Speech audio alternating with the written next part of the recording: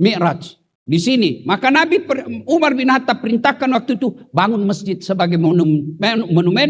Di sini Nabi Isra Mi'raj. Mau lagi lihat bagaimana Islam memperlakukan kaum minoritas.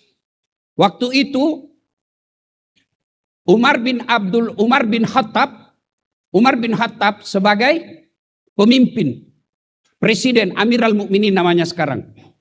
Ada di depan istananya Amr bin As. Amr bin As ini gubernur. Di depan istananya ada rumah gubuk. Mengganggu pemandangannya rumah gubernur. Ini tidak enak ini. Masa rumah gubernur ada gubuk di depannya. Panggil Pimpro. Kalau sekarang. Hati-hati Pak Gubernur. Banyak Pimpro itu salah main selisih banyak-banyak. Dan banyak penjilat di depan Pak. Siapa. Oh hati-hati Pak. Ini biasa ini yang mendorong gubernur masuk penjara Pak. Nah, dipanggil lain kali kita bahas itu. Datanglah itu. Bagaimana caranya supaya digusur itu rumah? Kita bikin masjid lah. Alasan bikin masjid. Panggil si Yahudi. Kaum minoritas. Yahudi. Ya. Pak Gubernur punya program. Mau membangun masjid di depan sini. Jual rumahmu. Enggak. Kami ganti untung. Bukan ganti rugi. Ganti untung. Misalnya kalau harga rumahmu 10 dirham. Kami beli 100 dirham. Enggak mau saya. Ini rumahku saya suka. Dalam hatinya kok Pimpro nih. Banyak juga bicaranya ini. Sudah mau atau tidak gusur. Gusur rumahnya Pak. Sedih nih orang Yahudi. Maka dia jalan kaki. Dari Mesir ke Madinah. Ketemu Umar bin Khattab. Waktu itu Umar bin Khattab, jangan bayangkan seperti presiden sekarang ada istananya. Umar bin Khattab lagi tidur di bawah pohon kurma. Tidur seperti ini. Saya bertanya, Tuhan, kau tahu Umar bin Khattab? Kenapa? Di mana rumahnya, istananya? Istananya ada rumah anak yatim piatu. Pengawalnya, fakir miskin dan janda-janda tua. Mana Umar? Ya saya. Oh, ada Umar. Kenapa kamu? Mau melapor ini. Apa lapor? Itu gubernur Amr bin As. Dia gusur rumah saya. Kenapa bisa? Katanya mau bangun istana. Saya sudah ditawari ganti untung tapi saya tidak mau. Dia seenak-enaknya saja. Oh begitu? Ya. Kalau begitu kau ambil itu tulang di tempat sampah. Pak Gubernur, Pak Presiden, saya bukan mau cari tulang. Anda usah banyak bicara. Ambil aja itu. Ambil itu tulang. Lalu Umar bin Khattab keluarkan pedangnya. Dia gores. Dia gores itu tulang dengan pedangnya, dibungkus. Bawa kamu salam saya sama Amr bin As. Sampaikan ada salam dari Umar bin Khattab. Bingung ini. Pak, saya jauh-jauh ini jalan kaki bukan mau bawa tulang. Sudah kau bawa saja itu, sampaikan salamku sama dia. Pulanglah dia sampai di Gubernur Amr bin As. Pak Gubernur, ya ini saya melapor dari Umar bin Khattab. Ini ada titipannya. Dibuka bungkusan itu tulang. Begitu dilihat Amr bin As, dia pegang itu tulang, gemetar dia Pak. Jatuh, terkumpul, tersungkur. Saya pura-pura, saya tes Bapak ngantuk atau tidak. Ya, masa tersungkur saya tidak tahu, dokter ini. Dia tambah bingung ini Yahudi Pak. Tambah bingung, apa maksudnya nih? Saya jelaskan kau. Ini teguran keras dari Umar bin Khattab, Bapak Presiden. Apa maksudnya? Itu tulang, apa pesannya? Sekarang kamu jadi gubernur. Tapi suatu saat pasti kau jadi tulang. Maka sekarang kau jadi gubernur, berlaku luruslah seperti garis yang ada di tulang itu. Kalau kau tidak mau berlaku lurus, saya pedangku akan luruskan kamu. Begitu? Iya. Panggil kembali kontraktor. Kontraktor. Bangun kembali. Lalu dia bilang, begitukah keadilan dalam Islam? Iya, saya hilaf. Dia bilang, ambil sudah ini. Saya bangun kembali. Itulah keadilan dalam Islam. Bapak pernah dengar ceritanya kontraktor di gubernur, Pak Gubernur? Kontraktor di akhirat. Belum pernah dengar cerita kontraktor di akhirat. Jadi kan ini kontraktor Pak. Aku SMS antara penghuni surga dan penghuni neraka. Kata penghuni Sorga, bagaimana kabarmu di situ Mas Bro? Dia bilang, nggak ada nak jadi sini di blender terus kita. Nggak ada jam istirahat. Bukannya banyak artis di situ. Dia bilang sudah hancur mukanya di sini. Bagaimana kabarmu di sorga? Oh mantap bro, enak di sini. 1 laki-laki 7 bidadari Pak. Bolehkah kami jalan-jalan ke situ? Kata penghuni neraka. Boleh aja sih, tapi bagaimana caranya? Penghuni neraka kan cerdas-cerdas Pak. Gampang. Maksudmu? Begini, kami bikin jembatan dari neraka, kamu juga bikin jembatan dari sorga. Kita ketemu di tengah. Setuju? Setuju. Lelang proyek. Keluar pemenang tender. Waktu pekerjaan 3 hari Pak Gub. Hari pertama jembatan dari neraka sudah selesai 50%. Hari kedua tuntas 70%. Hari ketiga selesai efisien dan efektif. Sampailah dia di tengah ini neraka, dari jembatan neraka. Dia intip dari surga, dari neraka di surga. Kenapa belum selesai? Malah ndak goyang-goyang itu proyeknya. Teriaklah nih dari neraka. Mas bro, kenapa kau belum mulai proyekmu? Kami dari neraka sudah selesai. Seperti perjanjian sampai di tengah. Apa kata dari surga? Bagaimana mau dimulai? Kontraktor, pengawas, panitia, pemborong. Ada semua di situ.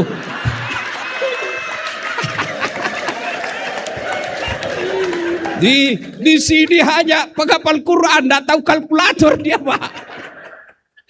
Pak Gub, waktu saya cerita ini ketawa lah teman saya anggota DPR. Ketawa dia Pak. Langsung saya bilang, kau pernah juga dengar anggota DPR di akhirat? Jadi Pak Gubernur masuklah ini anggota dewan dalam surga. Dilihat sama Pak Imam. Kenapa itu anggota dewan masuk dalam surga? Dia datang protes ke malaikat penjaga surga. Malaikat, kenapa bisa masuk itu? Saya tahu dia korupsi itu waktu di dewan. Apa kata malaikat? Nggak usah kau ribut, dia cuma reses.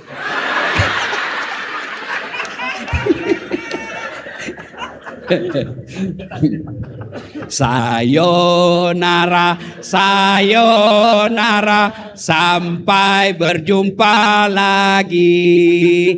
Buat apa? Buat apa? Susah itu. Ada gunanya. Apa artinya Ustadz? Kalau kamu sudah tahu masalah kalau kau menikah beda agama, jangan cari susah.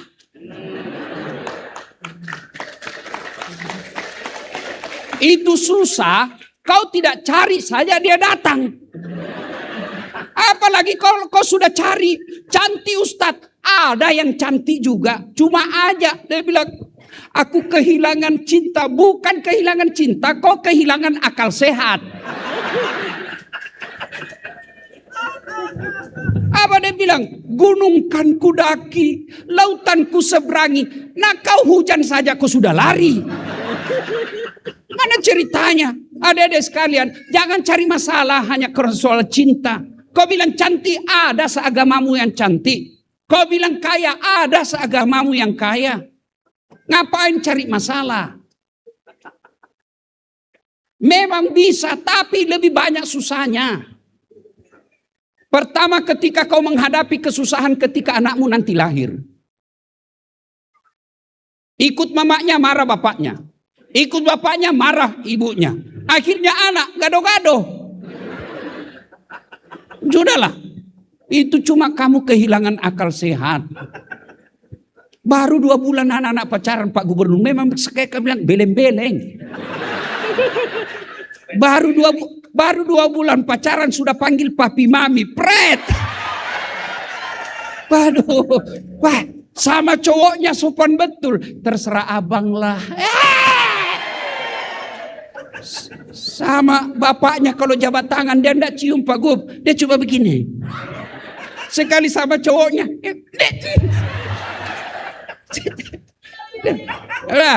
Enggak usahlah. Kamu cuma kehilangan akal sehat. Apalagi soal media. Media. Itu dalam Islam sudah jauh 1400 tahun yang lalu. Sudah diajarkan dalam Islam. Fatabayyanu kata Quran. Bertabayyun. Jangan sampai kata Al-Hujurat. Jangan sampai kau menyebarkan kerusakan. Contoh lagi. Datanglah Abu Hurairah. Pak Gub, sahabat Nabi yang paling banyak meriwayatkan hadis namanya Abu Hurairah. Abu Hurairah itu bahasa Arab yang artinya bapaknya kucing. Kenapa? Banyak sekali kucing dia pelihara, Pak. Tapi bukan kucing garong. Dia datang, Abu Hurairah lari-lari ke pasar. Ditahan sama Umar. Abu Hurairah mau kemana? Kayak penting sekali. Ada pengumuman saya mau sampaikan ini. Apa? Barusan saja saya dengar dalam pengajian. Nabi mengucapkan, siapa yang syahadat, yakin sampai mati pasti masuk surga. Yang benar aja Nabi masa bilang begitu. Iya, barusan saya dengar. Tunggu dulu deh. Saya tidak percaya kamu. Ayo kita kembali ke Nabi. Ini dalam dunia jurnalistik namanya check and recheck. Dalam dunia Islam namanya tabayyun. Bahasa Indonesianya klarifikasi. Sini kau kata Umar. Sampai kapan Nabi? Ya Rasulullah. Katanya Anda ucapkan siapa yang syahadat, yakin sampai mati pasti masuk surga. Iya, harus saya bilang. Terus kenapa Umar? Masalahnya ya Rasul, ini Abu Hurairah dia mengumumkan di pasar. Apa masalahnya? Nanti bahaya. Kenapa? Orang salah paham kalau orang awam. Yang penting syahadat biar rampok masuk surga. Yang penting syahadat biar berzina masuk surga. Yang penting syahadat biar menjudi masuk surga. Salah paham umat ini. Tidak boleh sembarang ucapkan ini. Nabi katakan, ya betul juga. Abu Hurairah, jangan kau umumkan di pasar. Bahaya, lebih besar mudaratnya. Dari sinilah kemudian muncul dalam prinsip Islam.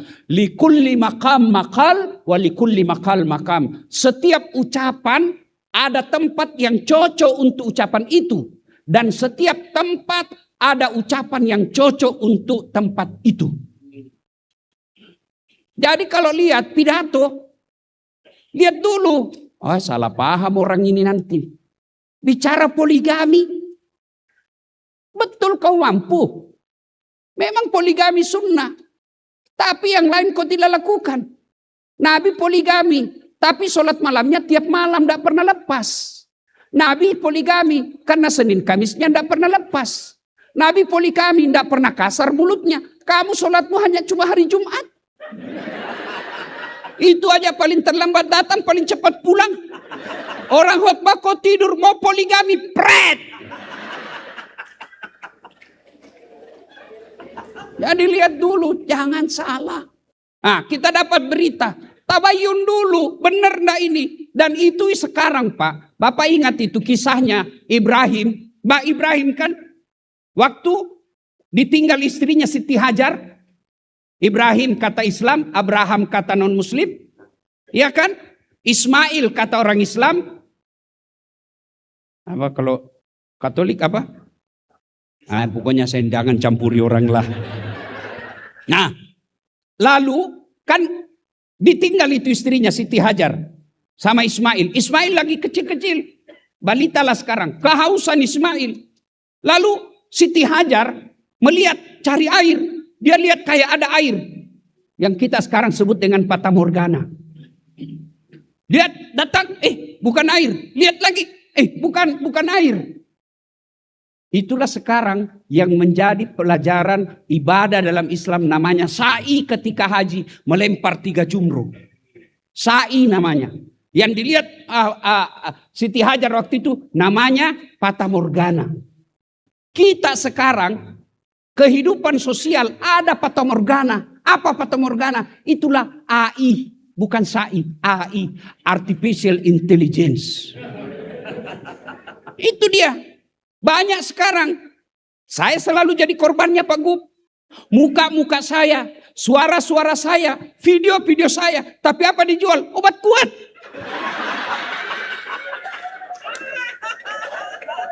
Itu menghina itu. Saya masih kuat Pak Gub. Masih bisa 5 kali 1 hari Pak. Salah paham lagi nih bapak-bapak. 5 kali ceramah. Itu Pak. Kalau dia jual air zam-zam masuk akal lah Pak. Jual tasbih saya tidak protes. Obat kuat Pak. Itu hati-hati. Tabayun. Check and recheck. Ketika ada benar sekalipun dalam Islam. Tidak boleh kau sebarkan kalau dia mengancam kemaslahatan. Kau lihat itu ada video. Wah, kalau saya sebarkan ini di Manokwari, hancur orang Bugis dikejar. Betul itu video ada. Tapi kalau kau yakin ini bahaya untuk toleransi, bahaya untuk keberagaman, bahaya untuk persaudaraan, berpahala kalau kau tidak sebarkan meskipun itu benar.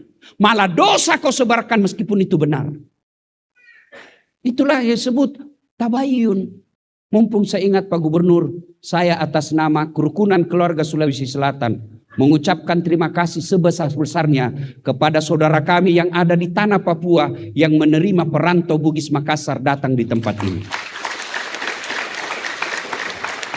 Berapa banyak orang Bugis Makassar datang cari nafkah di sini, dan kalian harus bersyukur karena orang tanah Papua mau menerima kalian dengan lapang dada.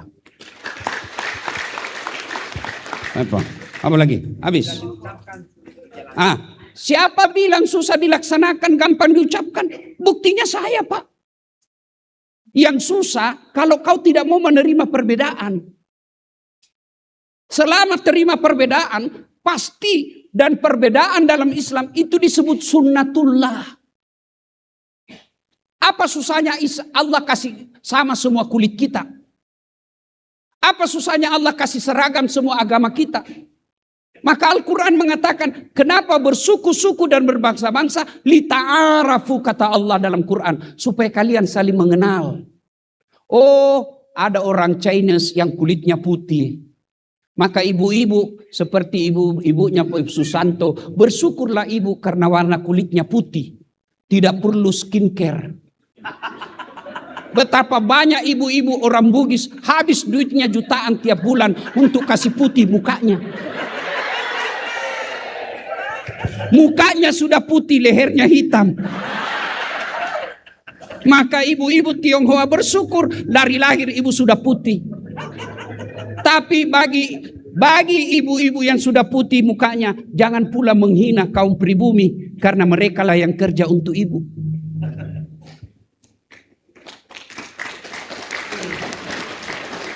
Bagi yang Allah takdirkan banyak tokonya seperti Pak Susanto, jangan meremehkan pribumi karena tidak mungkin orang-orang Tionghoa yang mau menjaga tokonya Bapak.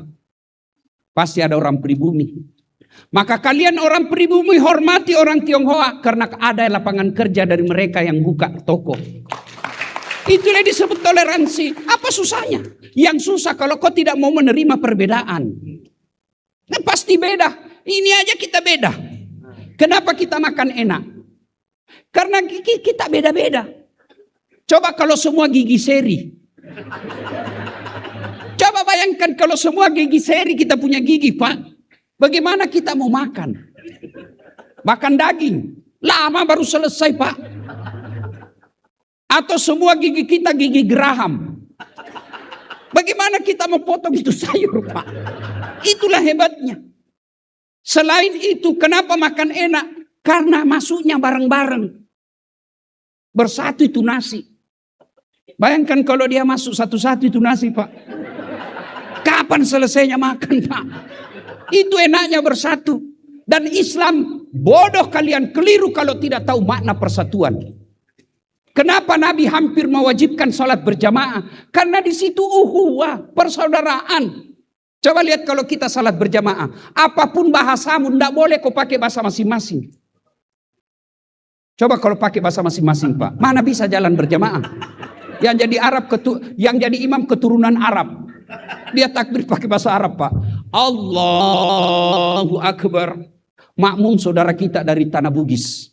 Dia takbir pakai bahasa Bugis. Pungallahu ta'ala malupuh. Saudara kita datang menyusul Pak Masmuk. Saudara kita dari penjual martabak. Penjual nasi Padang. Dia takbir pakai bahasa Padang. Allah nan gadang. Takbir berikutnya. Saudara kita dari Toraja Mu'allam. Masuk Islam. Dia takbir pakai bahasa Toraja. Pungallah ta'ala tonggo gajah. Terakhir, Pak. Penjual onde-onde Betawi. Anak gaul dari Jakarta, dia pakai bahasa Jakarta. Allah gede banget gitu loh. Coba kacau kan? Iya kacau. Maka Heran kita kalau ada orang Islam tidak tahu toleransi. Ya, dalam Islam kalau kita sholat berjamaah, itu kan diajarkan bagaimana hidup rukun. Kata Nabi, kalau kau datang berjamaah ke masjid, pakai parfum, pakai sikat gigi. Untuk apa pakai parfum? Apakah parfummu sampai kepada Allah? Tidak. Apakah sikat gigi sampai kepada Allah? Tidak. Itu tujuannya apa? Kemaslahatan. Jangan sampai bau mulutmu, bau ketekmu mengganggu orang di sampingmu. Bayangkan Pak Gubernur, sampai bau badan pun dalam Islam jangan sampai mengganggu tetanggamu ketika kau sholat. Bayangkan kalau dia tidak sikat gigi 3 hari. Bau badan pula takbir. Allah Akbar. Bismillah. Kau husu dengan bacaan orang di sampingmu. Itulah Islam, Pak. Dan dalam Islam sangat diatur semua itu. Berjamaah. Saya heran ada orang rajin berjamaah, tapi di kompleks tidak ada yang senang. Kalian bukan orang mulia. Kata Nabi, ditanya, siapa di antara kalian yang paling baik? Apakah yang tahajud tiap malam? Apakah yang puasa Senin Kamis? Lah, bukan, kata Nabi. Apa? Hairun nas anfa'uhum linnas. Sebaik-baik manusia di antara kalian yang paling banyak manfaatnya buat orang lain. Dan saya contohkan di kompleks saya. Saya tradisi orang Bugis. Istri saya ajarkan. Kalau bikin kue, bikin yang banyak. Tetangga saya lebih banyak Tionghoa. Bawa kue, bawakan saya. Bikin kue dari kampung, bawa ke tetangga. Non muslim, Tionghoa, saya kasih. Ada ikan dari kampung, kasih. Alhamdulillah, saya kirimkan kue, datang juga ginseng. Obat kuat. Saya bilang, Koko, saya masih kuat. Kan enak kalau begini, Pak. Nggak ada. Saya tidak setuju kalau orang mengatakan susah menerapkan toleransi. Yang susah kalau kalian tidak mau menerima perbedaan. Apa susahnya toleransi? Coba lihat dalam Islam. Kalau kita berjamaah, dalam bertetangga dalam Islam. Apa kata Nabi? Kalau kalian bertetangga, coba lihat. Kalau bertetangga dalam Islam, itu kalau saya tanam pohon. Ini pohon misalnya, ini pagar. Nah, ranting dahan pohon saya nyebrang ke tetangga, dan tetangga itu non-muslim, apapun muslim atau non-muslim, dia kalau bertetangga dia keluar, maka yang keluar dari pagar itu haknya dan miliknya tetangga, Pak Gu. Jadi kalau pohon ranting nyebrang, bukan lagi saya punya, kalau nyebrang tetangga, pagarnya. Datang mahasiswaku bantai. Dia bilang, bagaimana kalau istrinya tetangga menyebrang? Saya bilang, lain ceritanya itu cilaka. Iya kan? Maka mari hidupkan toleransi. Tidak ada pilihan, kita harus menerima perbedaan. Apa lagi pertanyaan berikut? Bagaimana harus menerima bertentangan dengan agama? Kalau bertentangan dengan agama sudah samberta tadi. Bertentangan dengan agama, janganlah kau maki yang berbeda. Orang berbeda kita hargai. Maka anak saya, Ece namanya Pak Gub, saya ajarkan dengan lagu. Misal mengajarkan akidah. Dalam Islam akidah tidak boleh tawar-tawar. Ada kan lagu waktu kecil kita diajarkan, topi saya bundar, bundar topi saya. Kalau tidak bundar, bukan topi saya. Saya ajar, saya ganti akidah. Maka adik-adik dari kecil kita ajarkan akidah anak-anak kita. Saya ganti itu, Tuhan saya Allah, Allah Tuhan saya. Kalau bukan Allah, bukan Tuhan saya. Saya ajarkan. Nah, di Indonesia itu ada 5 Tuhan. Tuhanmu Allah. Kalau bukan Allah, bukan Tuhanmu. Meskipun beda Tuhanmu orang lain, tidak punya hak kau hina Tuhannya orang. Itu diajarkan dari kecil, Pak. Itulah enaknya lagu-lagu zaman dulu kita kecil kan enak. Bicara lagi soal rezeki akidah. Saya ajarkan akidah soal rezeki. Anak, kau tahu cicak? Tidak tahu. Apa dimakan cicak nak? Nyamuk. Nah, masuk akal enggak? Enggak masuk di akal. Satu di dinding, satu terbang, ting ting ting ting ting. Tapi apa kata lagu? Cicak-cicak di dinding, diam-diam merayap. Datang seekor nyamuk, nyamuk yang datang. Tidak dikatakan lagu, cicak lompat ke nyamuk. Patah-patah dia. Nak, jangan kau risau soal rezeki. Jangan kau ganggu rezekinya orang. Jangan kau pernah cemburu rezekinya orang. Karena kamu punya porsi tersendiri.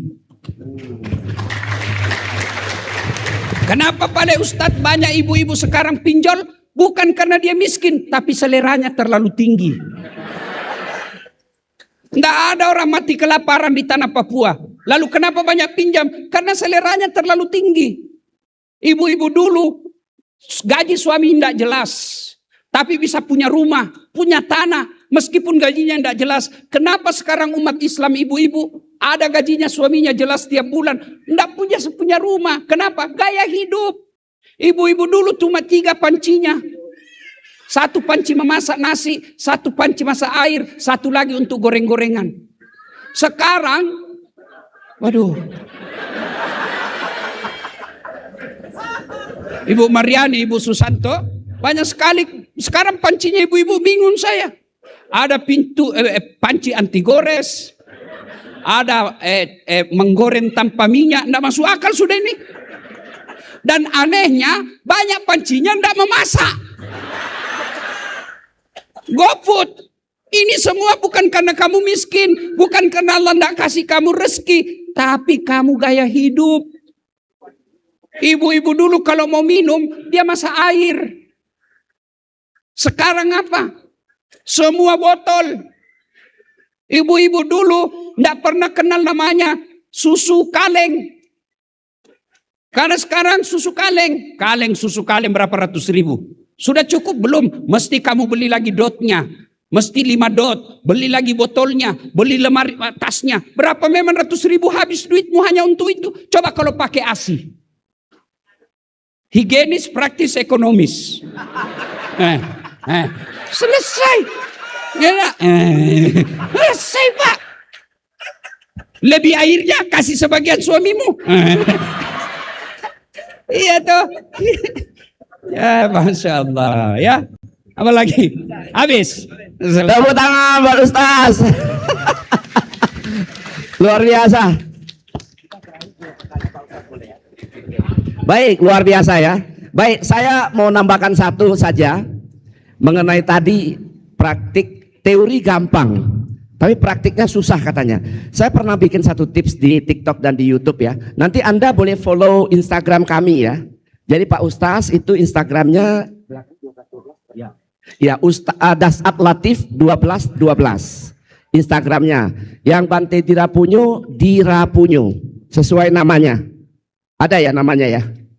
Oh sini nggak ada namanya. Oh di bawah itu Dirapunyo. Yang saya Ponijan Liao. Nah saya pernah bikin tips begini mengenai yang tadi ya. Teori gampang, praktik susah. Izin ya Pak Ustaz Bante. Seorang penulis Rusia yang bernama Leo Tolstoy pernah bilang kayak gini. Jangan bicara agama denganku. Biarkan aku melihat agama dalam perilakumu. Setuju saudara? Ya, saya ulangi kalimatnya ya. Tadi ada yang merekam, kalau merekam nanti tolong di tag ya. Nanti kita repost kok. Jangan bicara agama denganku. Biarkan aku melihat agama dalam perilakumu. Setuju ya? Nah seperti Pak Ustaz ini kan kemana-mana berceramah bagus. Jadi orang jadi tertarik. Yakin saya yang ngikutin beliau pasti bertambah. Minimal malam ini followernya bertambah 200 orang. Nah yang hadir pada hari ini kan gitu ya. Nah Bante Dirapunyo juga begitu. Menjalankan agama perilakunya dilihat orang kok Bantenya bagus ya kan gitu ya. Maka orang jadi tertarik. Saya teringat Pak Ustaz Bante ketika saya pergi ke Kolkata. Kolkata itu di India ya. Ketika saya menerima penghargaan di tahun 2019 tuh di New Delhi. Saya minta panitia tolong antarkan saya dong ke tempat makamnya Bunda Teresa. Dulu namanya Kalkuta, sekarang namanya Kolkata.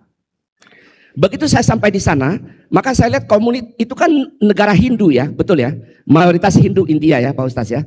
Tapi di sekitar chapel di sekitar chapel itu tempat di mana ada makamnya Bunda Maria ya suster ya. Ada makamnya Bunda Maria. Itu semua komunitas kompleks itu Katolik semua. Lalu saya tanya kok bisa? Para susternya itu menggunakan busana seperti Bunda Teresa. Ya, busananya seperti Bunda Teresa gitu kan. Kok bisa? Lalu para suster tentu tidak menjawab provokatif, tapi saya coba mencari referensinya, literaturnya. Ternyata saudara kalimat tadi, ya Bunda Maria memberi makan yang lapar, memberi minum yang haus, menghibur yang sedih, menyehatkan yang sakit. Maka semua orang di situ tertarik. Akhirnya ikutlah keimanan beliau.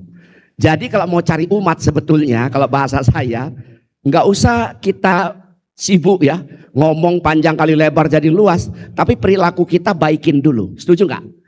Kalau kita baik gitu ya, saudara Pak Ustaz ini kan dipuji di mana-mana. Ini temannya Tionghoa semua ini di Sulawesi, ya kan? Mulai dari ketua umum organisasi ya Pak Ustaz ya, sampai orang biasa dan seterusnya itu temannya banyak. Jadi artinya karena beliau itu menunjukkan perilaku yang baik. Nah Pak Gubernur ini kan kita salut ya Pak ya. Boleh tepuk tangan dong Pak Gubernur kita ya. Pak Domingkus memberikan contoh, duduk di sini. Betul Pak Ustaz. Biasanya kalau pejabat ya Pak Bupati ya, biasanya begitu buka pulang dia. Tapi kali ini memang luar biasa ini Pak Gubernur kita ini, mudah-mudahan ya akan ya berlanjutlah ke tempat yang lebih baik gitu ya. Kan begitu. Nah jadi itu ya. Jadi jangan bicara agama denganku, tapi tunjukkan, biarkan aku melihat agama dalam perilakumu. Makanya Bunda Teresa mencontohkan di India, sehingga Kolkata menjadi, kompleksnya itu menjadi Katolik. Dan Bunda Teresa salah satu dari sedikit orang di dunia. Di sini kita punya ada Ustaz juga di sini, satu di Makassar Pak Ustaz, yang juga ada makamnya di Cape Town Afrika. Syekh Yusuf. Saya dengan Pak Yusuf Kalla, izin Pak Ustaz, saya dengan Pak Yusuf Kalla ketika beliau wakil presiden, saya dari organisasi pemuda ikut pesawat kepresidenan ke Afrika Selatan untuk menerima penghargaan buat pemerintah Indonesia. Lalu kami diajak ke makamnya Syekh Yusuf, ada masjidnya di Cape Town, Afrika Selatan. Syekh Yusuf warga negara kehormatan Afrika, kemudian warga kehormatan juga di pahlawan juga kalau tidak salah di Indonesia ya. Nah di Indonesia, nah Bunda Teresa salah satu dari sedikit orang di dunia yang mendapatkan penghargaan warga kehormatan di India ketika meninggal dunia. Upacara meninggalnya itu, wafatnya itu dilakukan secara kenegaraan saudara. Artinya apa? Perilakunya. Gitu ya. Baik, saya ingin mengajak dua lagi penanya terakhir. Dua saja. Maaf yang saya tunjuk saja ya. Baik, Bapak boleh Pak. Bapak silakan Pak. Sama Ibu ini. Ya, yang lain mohon maaf nanti di apa saja ya. Di media sosialnya beliau atau di mana gitu ya. Karena durasi kita sudah terbatas, khawatir nanti kita kemalaman. Silakan Pak. Bapak izin nama dan asalnya Pak. Silakan. Baik, Assalamualaikum warahmatullahi wabarakatuh. Nama saya Andi Sirajudin dari DMI. Saya lahir besar di Jayapura. Pertanyaan saya sederhana. Kalau toleransi itu ibarat kopi, kira-kira gula apa yang akan membuat manis dalam hidup ini untuk merajut harmoni dalam toleransi? Demikian. Terima kasih. Terakhir Ibu ya. Ya baik, Ibu silakan nama dan asal Bu. Ya, Assalamualaikum warahmatullahi wabarakatuh. Saya Nurbaya Syamsuddin Bahar, izin Pak Ustadz perwakilan dari Kementerian Agama. Ya, karena Pak Ustadz tadi sampaikan bahwa Kementerian Agama tidak ada kami hadir di tempat ini Pak. Izin Pak Ustadz, tadi Pak Ustadz sampaikan bahwa sesuatu yang tidak baik seharusnya tidak disebarkan atau diceritakan kepada orang lain. Namun dalam kenyataan sehari-harinya, sesuatu yang tidak baik itu malah jadi apa ya? Jadi sesuatu yang viral, ya. Dan paling senang dibicarakan oleh orang-orang. Dan menurut Pak Ustadz, kira-kira apa yang seharusnya kita lakukan dan apa yang seharusnya maksudnya gini, apakah sesuatu yang tidak baik itu kita sebagai orang pendengar ataupun penyebarnya itu merupakan sesuatu yang tidak baik, dan apa yang dosa apa yang kita tanggung begitu Pak Ustadz? Karena hal yang tidak baik ini paling jadi bahan apa ya? Bahan yang paling senang dibicarakan oleh orang-orang baik, bapak-bapak maupun ibu-ibu. Terima kasih. Baik, terima kasih, tepuk tangan dua penanya terakhir ya. Baik, iya terakhir. Sudah, oke. Baiklah, satu lagi deh. Saya takut ini nanti ditagih pada kehidupan mendatang ya. Jadi bagus sekali. Terakhir sekali, oke. Silakan nama dan asal. Assalamualaikum warahmatullahi wabarakatuh. Selamat malam Ustaz, selamat malam Bante. Nama saya Haris Lutfi, asal dari Jawa. Ya. Tapi lebih seringnya mencari rezeki di Papua, Pak. Ya. Begitu.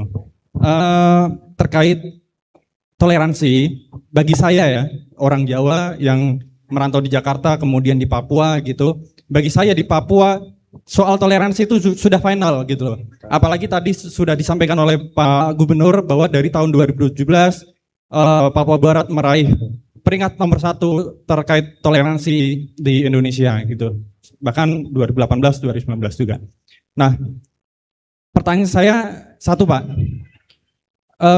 Toleransi itu kan lawannya adalah intoleran ya, intoleransi ya. Bagaimana sikap kita sebagai masyarakat pada umumnya jika intoleransi itu justru datang dari pemimpin-pemimpin kita, begitu Pak? Baik itu dari pemimpin pemuka agama kita atau dari pemimpin daerah kita, pemimpin negara kita gitu. Sebagai gambaran Pak, saya dulu dibesarkan di Solo.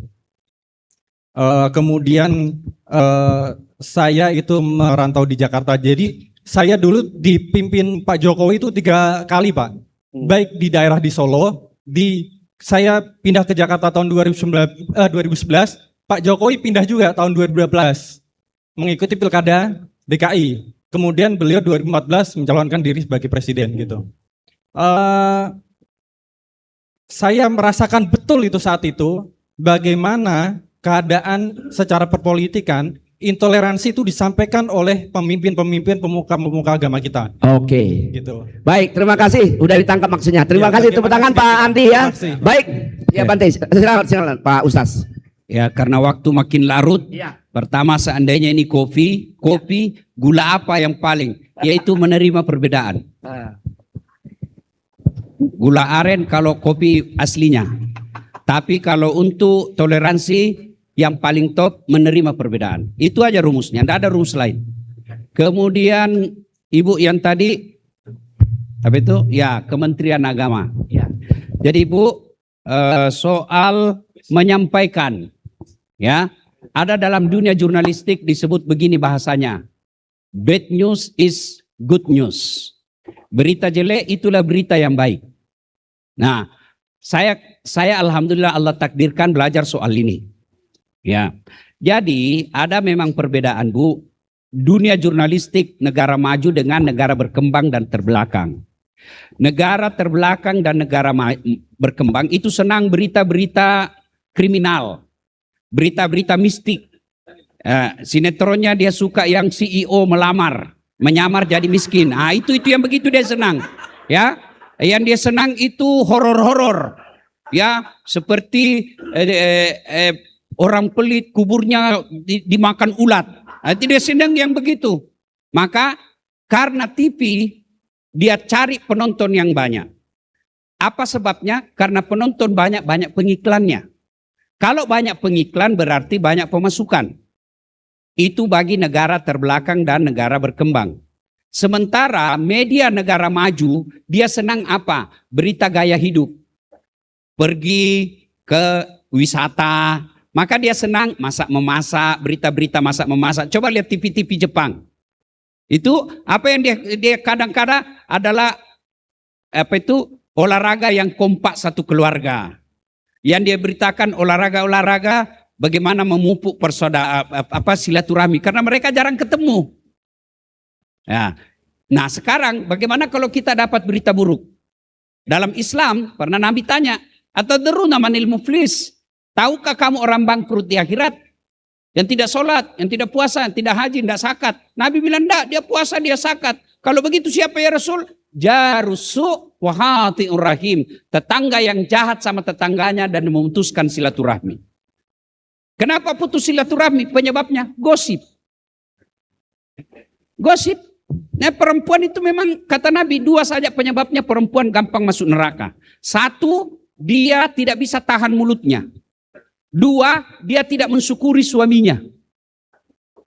Nah, kalau perempuan sudah pandai tangga mulut, taat suami, gampang dia masuk surga. Cuma perempuan ini gosipnya luar biasa. Pertama dia cerita itu sinetron. Kau lihat itu tadi malam, jalannya sifatnya, iya seperti itu tetangga. Langsung tetangganya jadi korban. Dan sialnya lagi, dia suka ikut campur. Biar dia tidak tahu, oh iya betul itu. Padahal dia tidak tahu. Ustadznya pun dia gosip. Sambil nunggu ustadz, lewat ustadznya, dia bilang, itu juga bajunya yang viral. Jadi Bu, orang mulia pandai menahan lisannya. 6 penyebab hancurnya amal kata Nabi. Sittatu asya'in tukhbitul amal. 6 sifat yang menghancurkan amalmu seperti daun kering dimakan api. 1 diantaranya kata Nabi, al-istighalu biuyubil khalqi. Suka sekali cerita kejelekan orang, dia lupa kejelekan dirinya sendiri. Bahasa pantunnya, ini yang sudah tidak ada juga di sekolah sekarang, bahasa pantunnya, gajah di pelupuk, semut seberang lautan, nampak olehnya, sementara gajah di pelupuk matanya tidak nampak. Kenapa dia bangkrut di akhirat? Datang nanti, ya Allah ini sholatku. Datang tetangga, tunggu dulu, dia memang rajin sholat. Saya pernah difitnah, katanya anakku yang lurus rambutnya bukan anaknya suamiku, karena suamiku keritin rambutnya. Dia tidak tahu anaknya lurus rambutnya karena sudah direbonding. Gara-gara fitnahnya saya kalah pilkada. Nah itu kata Allah, ya sudah ambil sholatnya 20 tahun. Sudah habis tuh sholatnya Bu, gara-gara mulutnya. Begitu dia store lagi hajinya, ya Allah ini hajiku. Datang lagi, tunggu dulu. Saya pernah satu kantor itu, kantor gubernur. Dia fitnah saya, katanya mobilku hasil korupsi. Gara-gara fitnahnya saya non job. Yang tadinya kepala dinas menjadi staf ahli. Ahli yang tidak ada stafnya. Nah sudah, ambil dia punya haji. Habis amalnya, masih ada yang datang. Saya juga pernah difitnah. Dia serobot tanahku. Saya mau tuntut, temannya polisi. Saya mau lapor, temannya polisi. Akhirnya saya pasrah. Dia bilang, habis mi amalku Tuhan, bagaimana lagi? Allah berfirman, tidak ada kebatilan, tidak ada balasannya. Ambil dosanya orang yang pernah kau cerita jeleknya. Maka orang Islam, kalau saya diceritai Pak Gub, oh dicerita kau itu dasat. Oh dia sayang saya. Maksudnya apa? Nanti kan saya ambil pahalanya. Dia ambil dosaku. Maka Ibu, ketika mau cerita orang, ingat. Rugi-rugi saya sholat, ngambil nanti sholatku. Yang banyak suka codok kata orang Bugis. Oh iya. Itu orang yang suka ikut campur, nanti takdirnya seperti tauge. Tahu tauge Bu? Coba lihat tauge, selalu ikut campur kan?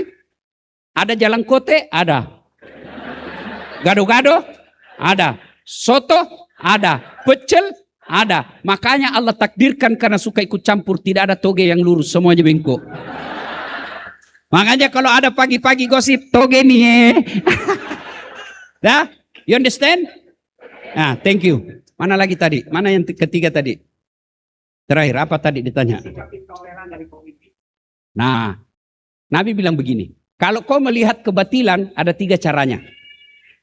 1, cegahlah dia dengan tanganmu. Tangan ini simbol kekuasaan.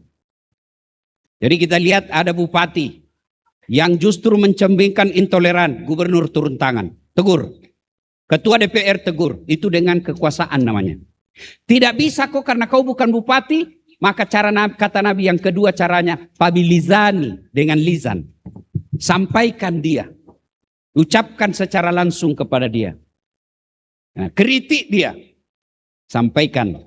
Nah, yang ketiga, kita tidak bisa punya kekuasaan. Juga kita tidak mampu bicara. Maka kata Nabi, tegurlah dalam hati. Jangan kau benarkan dan jangan kau ikuti. Tapi ingat, menegur dalam hati adalah selemah-lemah iman. Nah sudah. Jadi kalau tidak, ya kita, misalnya kalau kita pemuda punya organisasi, mahasiswa, ya sampaikan pernyataan. Tapi tidak usah bakar-bakar ban sampai tutup jalan. Ya, karena itu tidak islami. Ya. Nah, ada demo, Allahu Akbar. Apa kok Allahu Akbar melempar? Ya, you understand? tak sengaja lewat depan rumah, ku melihat dihiasi, hati bertanya. Oh, memang berarti orang tua semua yang hadir di tempat ini, karena sudah lagu-lagu zaman dulu ini, Pak.